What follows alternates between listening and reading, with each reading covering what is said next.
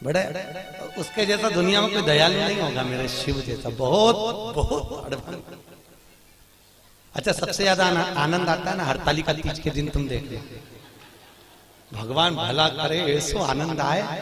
इतनी बड़ी थाली में केला के पत्ते के ऊपर बालू रेत का शंकर जी बनाए और पूरे मोहल्ले की माताएं थाली भर भर के सामान लाए और ऐसी पल्लू ले लेके माताएं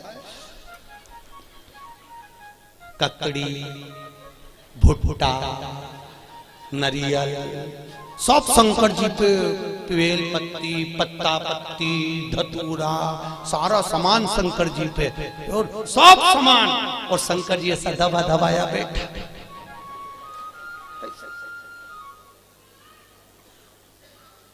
पार्वती जी बोली हटाऊं क्या? शंकर जी बोले धरे रहने दे, अब तो सुबह 4 बजे हटेगा। और ये पूरी रात भजन गाती फिरे, तांबा का हंडा तातो धरो पानी। शंकर जी बोले रहने दे, सुबह से लेकर शाम तक में 25 बार नहवा दी।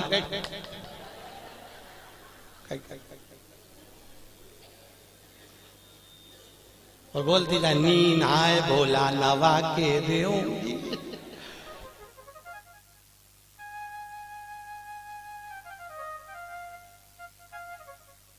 इससे ज्यादा आनंद आवे तो कावड़ यात्रा में तुम देखना, और ऐसी भीड़ और लोग कावड़ ले लेके और भगवान पे जो गंगा जल फेंके। जो यहाँ की कावड़ तो हमने नहीं देखी कि यहाँ पर पानी कैसे चढ़ाने देते हैं, पर काशी में तो ऐसी भीड़ आती है और गंगा जली ले लेके पानी भगवान शंकर पे फेंकते हैं। और कहीं कहीं का तो गंगा जली, और पार्वती जी माँ पीछे कांच में बैठी और बैठी बैठी के भोलेनाथ जी क्या स्थिति है। शंकर भगवान बोले आन दो, अपन तो बैठे।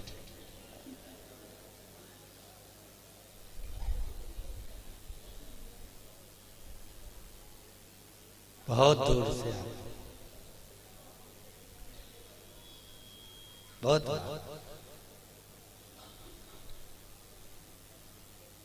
और आनंद इतना रहे ना हरतालिका तीज के दिन, माताएं दो सुबेरे से लेके 12:30 बजे तक बहुत अच्छी दिखती है। सुबह से दोपहर के 12:30 बजे तक, 12:30 के बाद तो पलंग पे मिलती पट्टा बांध के।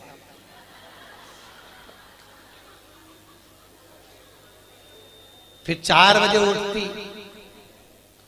फिर जाके नहा के बाल, तो भी मुंह पे स्माइल बिल्कुल नहीं रहे, बेचारी ऐसी रहे जैसे मरी हत्या।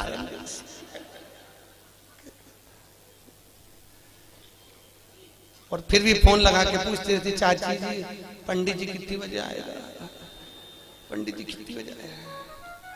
और पहली पूजन पे चाय पी गई, पहली पूजन के बाद। हमने पूछा माता जी इसमें तो लिखा है कि दूध पिए तो बिल्ली बने, सोए तो अजगरी बने, बोले तो मेंढकी बने, तो तू तो चाय पी रही, किताब में चाय का नहीं लिखा।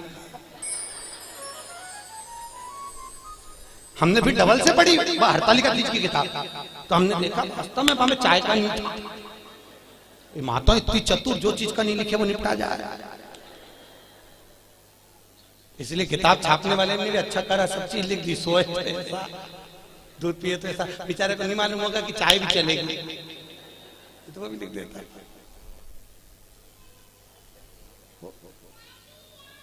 महाराज शिव करुणा सागर, उसके बराबर दुनिया में कोई करुणा नहीं कर सकता।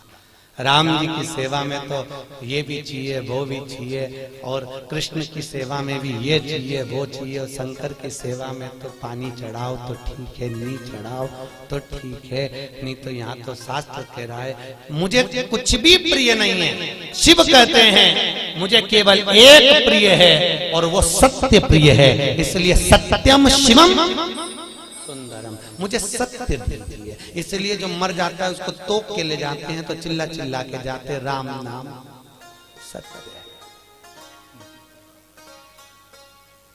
दुनिया के लोग इसलिए चिल्ला के ले जाते हैं कि इसको स्वीकार कर लेना, इसी ने सत्य बोला है, हम तो यूं ही झूठे ला रहे, हमारा काम तो इकट्ठा करके तुम्हारे यहाँ छोड़ना। असत्य ना मानो, सत्यमय जीवन को जियो।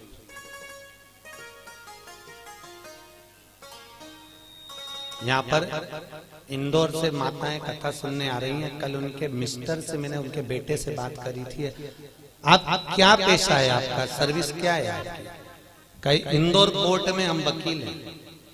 ठीक है,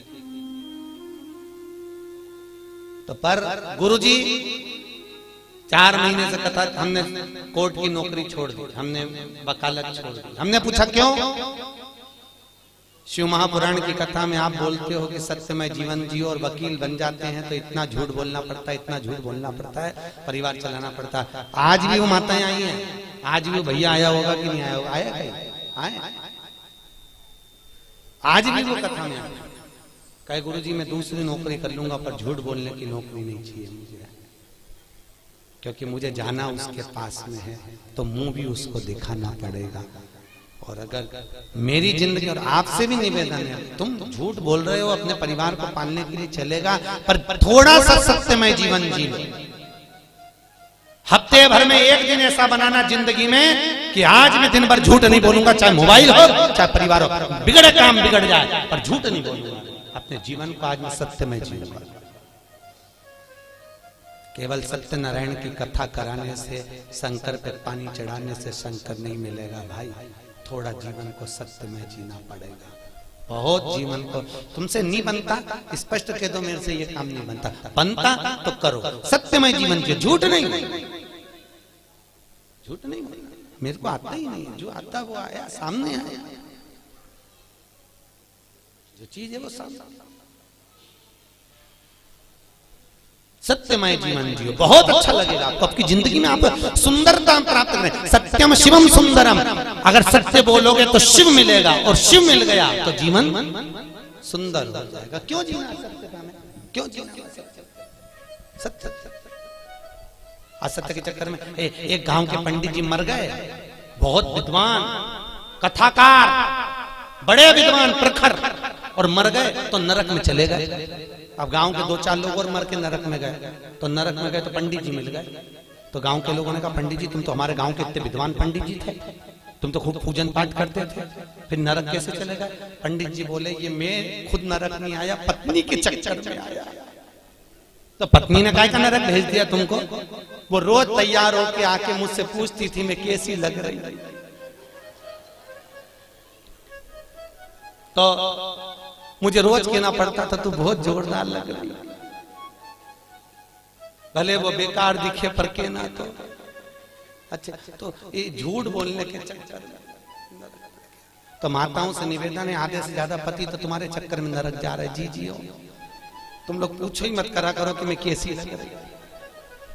और कहीं का पड़ गया एक आध माथा तो एक वो कहे ना, एक कहावत है ना, एक पति तैयार हो रहा था और पत्नी सज धज के, वो पति ऑफिस जा रहा जूता पहन के, और ये वहां आके खड़ी होगी, ए जी मैं कैसी लग रही, मैं कैसी लग रही? पति जूता बांध के जा रहा था ऑफिस, बेचारा बैग उठा के, फिर पूछा बोलो तो सही में कैसी लग रही? पति बोला ऐसी लग रही जैसे हरी घास में भैंस चल रही।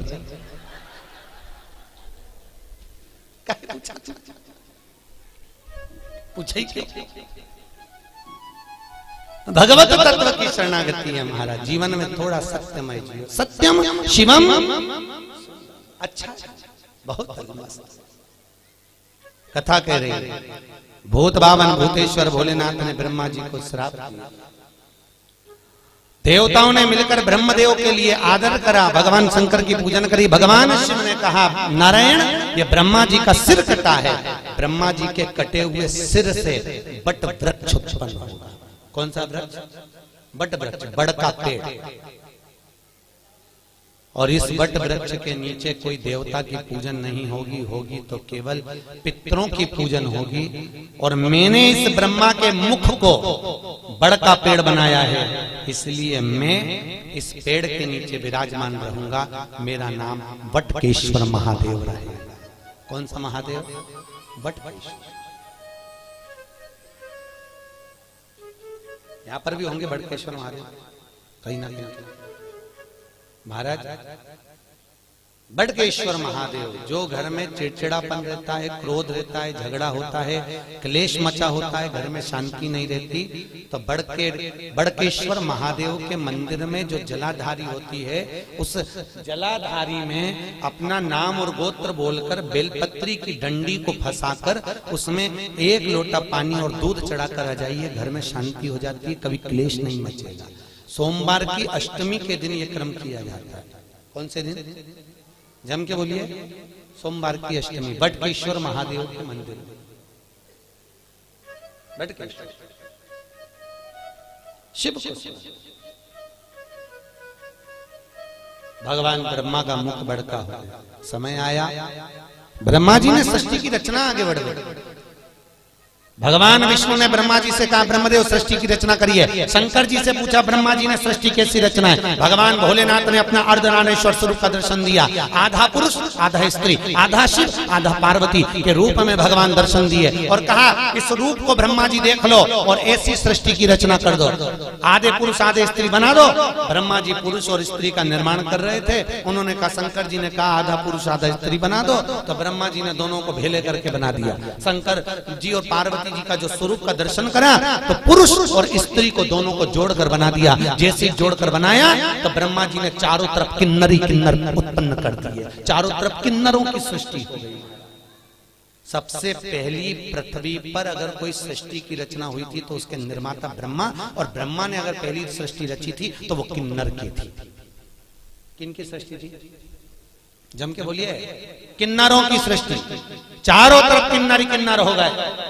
जब किन्नर किन्नर चारों तरफ हो गए, इतने में वहीं से भगवान शंकर और भगवान विष्णु निकल कर आ रहे थे। भगवान विष्णु ने कहा, चलो प्रभु सृष्टि की रचना हो गई होगी, देख लेते हैं। भगवान नारायण ब्रह्म शंकर जी के साथ जैसे नीचे आए, आकर देखा तो किन्नर किन्नर नजर आए। जैसे ही किन्नरों को देखा, इतने में भगवान विष्णु ठहाका लगाकर हंस दिए। भगवान शंकर को बुरा लग गया। शंकर जी ने कहा, नारायण तुम क्यों हंस रहे हो? अरे प्रभु, ब्रह्मा जी से कहा था सृष्टि की रचना करो, आधे पुरुष आधे स्त्री बनाना, उन्होंने जोड़कर बना दिया, दोनों को पुरुष स्त्री किन्नर बन गए। शंकर भगवान बोले, गलती किससे नहीं होती? ब्रह्मा से गलती हुई है तो सबरेगा सुधरेगा, पर ब्रह्मा जी से गलती हुई है, पर भगवान नारायण तुम इन किन्नरों पर हंसे हो, तुम्हें भी पृथ्वी पर जाकर किन्नर बनना पड़ेगा। किसको? जम के बोलिए। भगवान नारायण, तुम्हें पृथ्वी पर जाकर किन्नर बनना पड़ेगा। भगवान विष्णु ने क्षमा मांगी, प्रभु क्षमा कर दी। नहीं, शंकर जी बोले आप हंसे हो इन किन्नरों पर, तो तुमको किन्नर तो बनना पड़ेगा। और याद करो वो चरित्र, जब भगवान विष्णु किन्नर बने थे। कथा सुनी होगी आपने महाभारत की, कि द्रौपदी को जब लेकर आए अर्जुन, और अर्जुन जब द्रौपदी को लेकर आए तो माता कुंती ने भोजन बनाते बनाते कह दिया 5 बांट लो। अर्जुन ने कहा, द्रौपदी मेरी माँ ने कहा है तुम्हें 5 पतियों की पत्नी बनना पड़ेगा। द्रौपदी ने कहा, बन जाऊंगी, पर शर्त एक है, एक एक पति के साथ में 1-1 साल रहूंगी, और मेरे पति के कमरे में अगर कोई दूसरा पति आ गया तो उसको 5 वर्ष के लिए बन जाना पड़ेगा। अगर आप मंजूर करते हो तो मैं 5 पतियों की पत्नी बनने को तैयार हो जाता। द्रौपदी ने 5 पतियों के साथ में फेरे लिए, रहने लगी।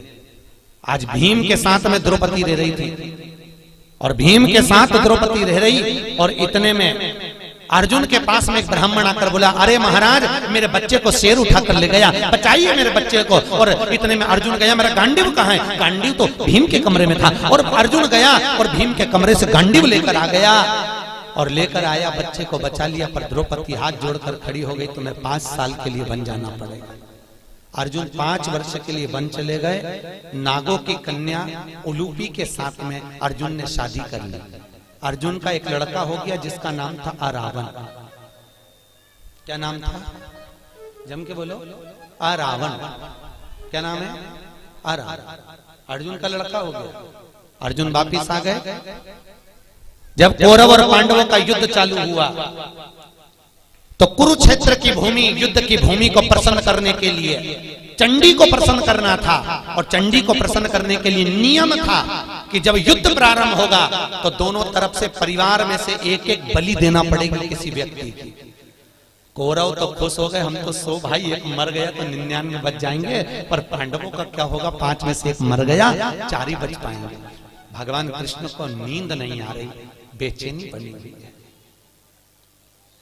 अर्जुन से कहा, अर्जुन तुम 5 में से मैं किसी को मरता हुआ नहीं देख सकता। अर्जुन ने कहा, स्वामी किसी को तो मरना पड़ेगा, बलि तो देना है चंडी को प्रसन्न करने के लिए परिवार का। कौन देगा बलि? एक मरना। अर्जुन याद कर, तू वन गया था तो तेरा लड़का हुआ था, तू जा उस लड़के को लेकर। अर्जुन गया वन में, जब तक लड़का बड़ा हो गया था रावण, उसको लेकर आ गया। रावण, हमें युद्ध में तुम्हारी जरूरत है। उसने कहा, पिताजी चिंता मत करो, मैं तुम्हारे लिए प्राण देने को तैयार हूं, मरने को तैयार हूं। रावण आया, भगवान द्वारकाधीश ने कहा, रावण तुम कहते हो कि मैं प्राण देने को तैयार हूं, तुम्हारे प्राण चाहिए। रावण कहता है, युद्ध के मैदान में मैं मरने को तैयार हूं दादा, मैं मर जाऊंगा। भगवान कृष्ण ने कहा, युद्ध के मैदान में तुमसे युद्ध नहीं लड़वाना, चंडी को प्रसन्न करने के लिए कौरव और पांडवों में से एक एक बलि जाना है। कौरव अपने भाई की बलि दे रहे हैं तो हमको तुम्हारी बलि देना है। रावण कहता है, दादा मरने को तैयार हूं, परंतु एक दिक्कत है। क्या? अगर मैं कुंवारा मर गया तो ना तो मुझे पिंड मिलेगा, ना मुझे तर्पण मिलेगा। 16 सनात का भोजन कभी कुंवारे मरे हुए व्यक्ति को प्राप्त नहीं होता, जो कुंवारी अवस्था में मर गया। ना तो मुझे पिंड मिलेगा, ना तर्पण मिलेगा। मैं आहूत बन जाऊंगा, मैं वासुक बन जाऊंगा, मैं फिरता फिरूंगा प्रेत योनि में, मेरी मुक्ति नहीं होगी। एक काम करिए, मेरी शादी कर दो, फिर मैं मर जाऊंगा। भगवान ने कहा, अर्जुन देखो, कल इसकी बलि चढ़ना है और एक रात के लिए इसकी शादी करना है, जल्दी लड़की ढूंढो। पूरे हस्तिनापुर में लड़की ढूंढी पर लड़की नहीं मिली। रात्रि के 11 बज गई, कन्या प्राप्त नहीं हुई। भगवान को चिंता लग गई, अगर इसका विवाह नहीं होगा तो ये मरेगा नहीं, और मरेगा नहीं तो बलि कौन की चढ़े। तो भगवान कृष्ण को याद आया कि मुझे शंकर जी ने किन्नर बनने का श्राप दिया था। शंकर भगवान के वचन को निभाने के लिए भगवान एक रात के लिए उस रावण के पत्नी बन गए। आज भी किन्नरों की शादी होती है एक घड़े से, एक रात का विवाह होता है उनका। उस घड़े का नाम रहता है आरावन। क्या नाम है? किन्नरों के पति का नाम है आरावन। उस घड़े से विवाह होता है, फिर घड़े से ही वो मांग भरते हैं, घड़े से ही मंगल सूत्र पहनते हैं। इसलिए हमारे यहाँ किन्नर मांग भी भरते हैं, मंगल सूत्र भी पहनते हैं, हाथ में चूड़ी पहनते हैं, पाँव में बिछूड़ी पहनते हैं। तो कई लोगों के मन में आता है इनका पति कौन है? इनका पति आरावन। एक रात्रि का विवाह किया जाता है इनका, एक रात। और उस आरावन का विवाह भगवान द्वारकाधीश के साथ में हुआ। किन्नर भगवान को बनना पड़ा, प्राण छूटे उस आरावन के। भगवान फूट फूट कर रोए। भगवान ने ये लीला शिव जी के वचन को निभाने के लिए। किन्नर शास्त्र कहता किसी पर मत हंसो जिंदगी में कभी भी। ना जाने कौन सी घड़ी, किस पल, किस जगह, किस स्थान पर हम हंस दिए और वो बुरा बुरा हो गया। ना हंसिए। अपने को प्रसन्न रहना है, अपनी जगह पर रहिए। अपने को अलमस्त रहना, अपनी जगह पर रहिए। पर किसी को देखकर, किसी को उंगली उठाकर, किसी की ओर निगाह कर कर हमारे चेहरे पर प्रसन्नता का भाव नहीं होना चाहिए। उसको ना जाने कब ठेस पहुंच जाए। प्रसन्न भाव बहुत। आज ब्रह्मा जी तुमने सृष्टि की रचना ठीक नहीं करी, इसलिए आज भी हिंदू धर्म की रीति है भगवान शंकर का अर्धनारीश्वर स्वरूप का फोटो मंदिर में लगा सकते हो, आश्रम में लगा सकते हो, पर घर में अर्धनारीश्वर स्वरूप का फोटो नहीं लगाया जाता। शंकर के आधे शिव और पार्वती का स्वरूप। कौन सा स्वरूप? जम के बोलिए, अर्धनारीश्वर। घर में नहीं लगता वो फोटो। अगर आपको लगेगा तो कहीं आश्रम में लग जाए, कहीं मंदिर में लग जाए, कहीं अन्य जगह पर लग जाए, और घर में अर्धनारीश्वर स्वरूप का फोटो नहीं लगाया जाए। फोटो नहीं लगा। अर्धनारीश्वर स्वरूप का दर्शन। सृष्टि की रचना का फिर निवेदन करा। ब्रह्मा जी ने अपनी जंघा से मनु और शत्रुपा को प्रकट करा, उन्हीं की सृष्टि आगे बढ़ी। उत्तान पात प्रियवत कन्या देवहूति प्रसूति आपूति हुई, और कन्या प्रसूति का चरित्र वर्णन किया गया जो दक्ष प्रजापति के साथ में दिया। माता प्रसूति के गर्भ से कई बच्चों का जन्म हुआ, कई बच्चों ने जन्म लिया, पर जितने बच्चे लड़कों ने जन्म लिया उनको देवऋषि नारद ने सत्कर्म में लगा दिया, सबको भजन में लगाया, कीर्तन में लगाया, सबको सत्संग में लगाया। 60 कन्याओं का जन्म हो गया। कन्याओं के जन्म के बाद भी देखो, माता प्रसूति के गर्भ से जितने बच्चों ने जन्म लिया वो सब संस्कारित हुए, सब संस्कार। और फिर निवेदन है, जिस गांव में पानी की कमी होती है वहां की फसल बिगड़ जाती है, और जिस घर में संस्कारों की कमी होती है वहां की नस्ल बिगड़ जाती है। इसलिए नस्ल को सुधारने के लिए संस्कारों का होना जरूरी है। क्या दीजिए बच्चों को? अरे बोलो तो, संस्कार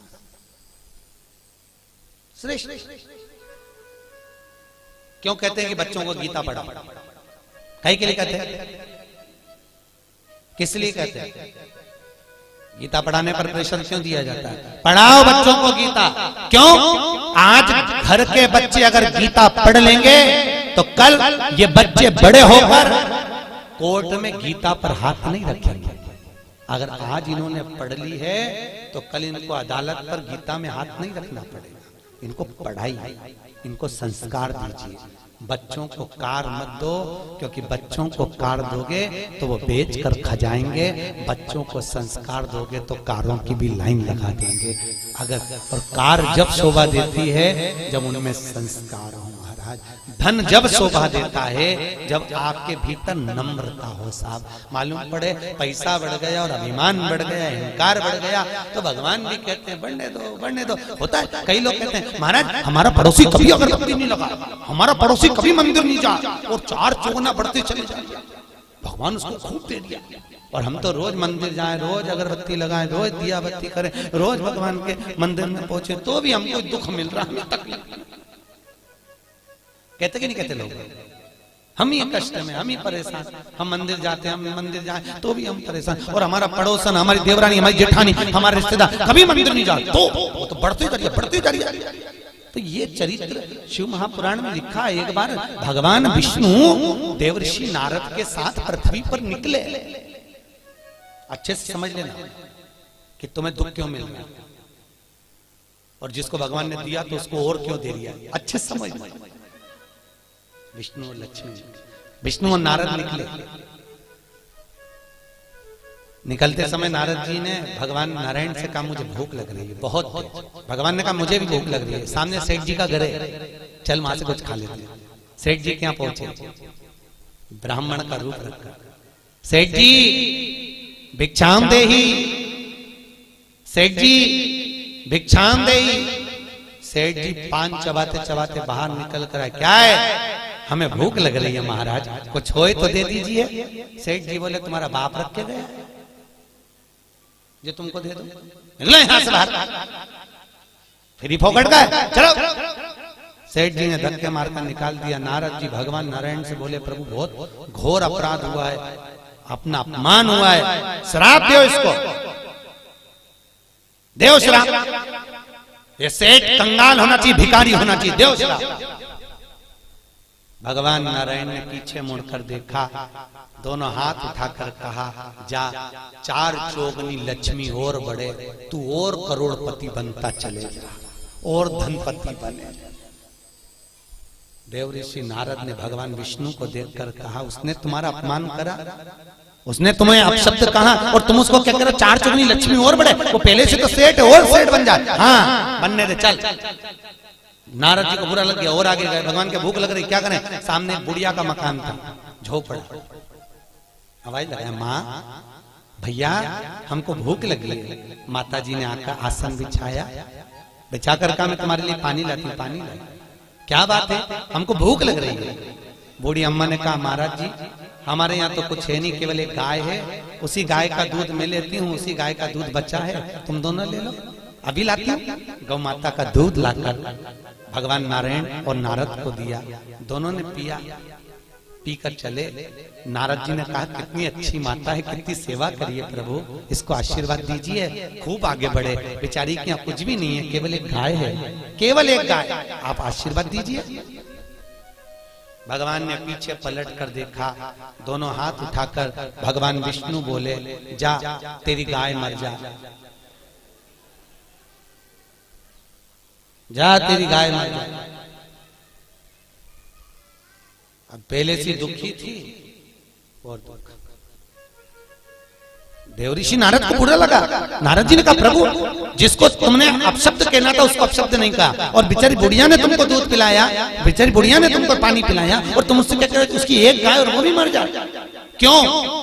भगवान बोले नारद तू मेरी लीला कभी नहीं समझ सकता, नारद तो मेरी लीला को नहीं समझ पाएगा। नारद ये जो बुढ़िया है ना, ये दिन रात मेरा भजन करती है, दिन रात मुझको भजती है, और अंतिम में इसके जब प्राण छूटेंगे, अगर इसकी गाय जीवित रहेगी तो इसके प्राण उसमें अटके रह जाएंगे। मेरी गाय किसके पास जाएगी, कसाई नहीं काट दे ना जाने के, तो मैं इसके मरने से पहले इसका जंजाल मिटाना चाहता हूं, इसलिए मैंने कह दिया तेरी गाय मर जा, तुम निर्मल मन से मेरे पास आ, मेरी होकर तो दूसरा जन्म नहीं होगा।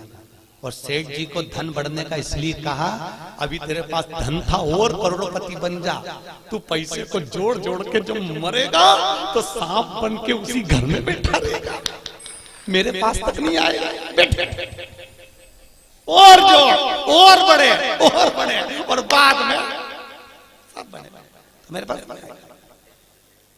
इसको दिया। कई लोग हमको मकान दिखाने ले जाते महाराज, कई लोग जैन साहब कई लोग मकान दिखाने ले जाते हैं, और मकान दिखाने जब ले जाते हैं तो ये हमारे बड़े बेटे का रूम है, अच्छा ये छोटे का बेडरूम, अच्छा और ये मंजिले का, अच्छा ये बेटी का, महाराज ये रूम हमारा, अच्छा। और उसी रूम में हॉल में एक छिपकली चिपकी थी। कौन चिपकी थी? छिपकली। हमने छिपकली को देखा तो हमसे जजमान ने पूछा महाराज आप रूम नहीं देख रहे, छिपकली को देख रहे। हमने कहा जैसे तुम कह रहे हो ये मेरा है, उसी तरह छिपकली भी कह रही ये मेरा है।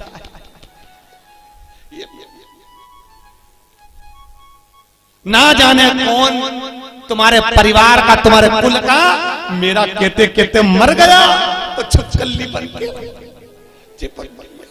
अभी भी नहीं छूट रहा, इसलिए माही चिपकी हुई है, उसको 25 बार भगा फिर आ जाता, मेरा घर मेरा घर। अब बताओ आप में से कौन कौन छिपकली बनना चाहता है?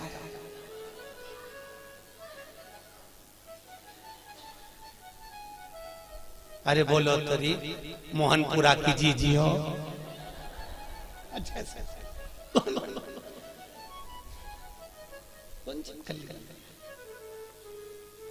कभी मत कहो कि मेरा है। क्या लाए थे, क्या ले जाओगे? मुट्ठी बांधे आए हाथ पसारे जाओगे, सब धरा रह जाएगा, एक से बढ़कर एक साड़ियां फाल पीको लगी की लगाई।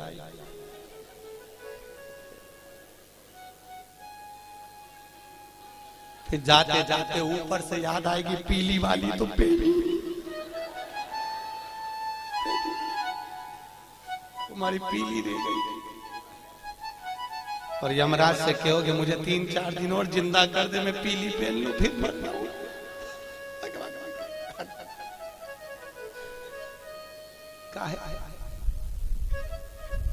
धरी पड़ी और जाएगा जब यहाँ से कुछ भी ना पास होगा, 2 गज कफन का टुकड़ा तेरा लिबास होगा, केवल 2 गज और कुछ भी। कितनी जगह ट्रेन में सफर कराया? अरे बोलो तो जम के रिजर्वेशन कराया, सीट मिली थी, सोए थे, बस उतनी जगह जिस सीट पे सोए थे। और दूसरे की सीट पे चढ़ने की कोशिश भी मत करना, सामान फेंक देगी। उतनी और उतनी सी जगह, और उसके बाद में भी जगत का झमेला। काकी ने ऐसा बोल दिया, चाची ऐसी बोल दी, बुआ जी ऐसी बोल दी, उन्होंने ऐसा बोल दिया, रोए रोए मरी जा रही। और कितना भी रो लो, आखिरी का फोटो में तो स्माइल देना ही पड़ेगा, जो दीवार पे टंगेगा। और माला प्लास्टिक के फूल की ऐसी, और डॉक्टर स्माइल देती रहेगी। और वो फोटो फिर बाद में 16 शराब में नीचे उतरेगा, और नीचे उतर के फिर खीर और पूड़ी को ऐसे मल के चिपकाएंगे, और अम्मा स्माइल देगी, और खीर पूड़ी चिपकी रहेगी पूरी साल। वो खीर पूड़ी इसलिए चिपका देंगे